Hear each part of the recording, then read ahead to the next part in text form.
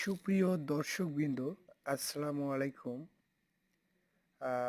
মূলত এটি কুষ্টিয়া পাটিকাবাড়ি ইউনিয়ন অন্তর্গত একটি গ্রামের মৌচাক ব্যবসায়ীরা আমাদের গ্রামে আসছে, তারই কিছু ভিডিও ফুটেজ।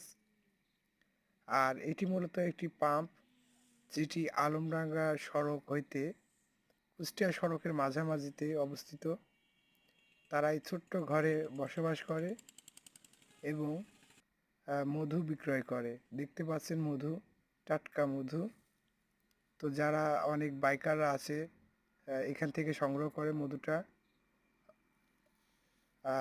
অনেক মৌমাছিও কিন্তু মারা যায়, সেগুলা কিন্তু এখানে থুয়ে দিছে। দেখতেই পাচ্ছেন সারিবদ্ধভাবে মৌচাকের মাচাগুলি রেডি করা।